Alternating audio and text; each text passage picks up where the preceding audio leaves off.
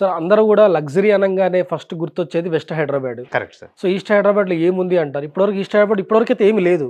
అంతా కూడా 5 acres 10 acres చిన్న చిన్న కమ్యూనిటీస్ మాత్రమే ఉన్నాయి. ఇప్పుడు ఎంటైర్ హైదరాబాద్లో మోస్ట్ లగ్జరియస్ విల్లా ప్రాజెక్ట్ ఏది అంటే నెక్స్ట్ 2-3 yearsలో మనకు కనిపించే ప్రాజెక్టు అంబుజా బై మైత్రి. ఎందుకు అంటే ఈస్ట్ హైదరాబాద్లో ఇప్పుడు ప్రైజెస్ అనేది చాలా రీజనబుల్గా ఉన్నాయండి. సో మీరు వెస్ట్ సైడ్ చూసుకుంటే ఇదే విల్లా మీరు అక్కడ పర్చేస్ చేయాలి అంటే మినిమం 8 CR to 10 CR ఉంటుంది. కానీ ఇక్కడ మనకి ఓన్లీ 3 CR నుంచే వస్తుంది. మీకు అక్కడ ఈ వెస్ట్ సైడ్ ఏమైపోయిందంటే ప్రైజెస్ అనేవి చాలా సాచురేషన్ స్టేజ్కి వెళ్ళిపోయినాయి, అంటే చాలా విరిగినాయి. ఇంకొక మీరు 5 years 10 years తర్వాత మళ్ళీ రీసేల్ చేయాలనుకున్నా సరే అక్కడ పెద్ద అప్రిషియేషన్ రాదు.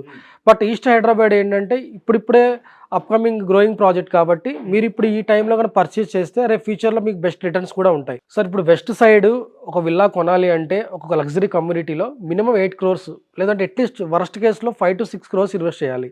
ఇప్పుడు గచ్చిబౌలి, కోకాపేట, నార్సింగ్లో ఉండే ఐటీ ఎంప్లాయీస్కి ఒకటే చెప్తాను, మీరు ఓఆర్ఆర్ కనెక్టివిటీ ఉంది. జస్ట్ ఓఆర్ఆర్ కనుక మీరు ఎక్కారంటే జస్ట్ 45 minutesలోనే మన సైట్లో ఉంటారు. ఓకే, ఇది ఈస్ట్ హైదరాబాద్కి ఓఆర్ఆర్ త్రూ.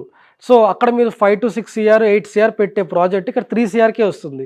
సో ఓఆర్ఆర్ ఎక్కితే మీకు ట్రాఫిక్ అనేది ఉండదు. జస్ట్ 45 minutesలో మీరు రీచ్ అయిపోవచ్చు. ఆఫీస్కి ఈజీగా వెళ్ళొచ్చు, ఈజీగా రావచ్చు.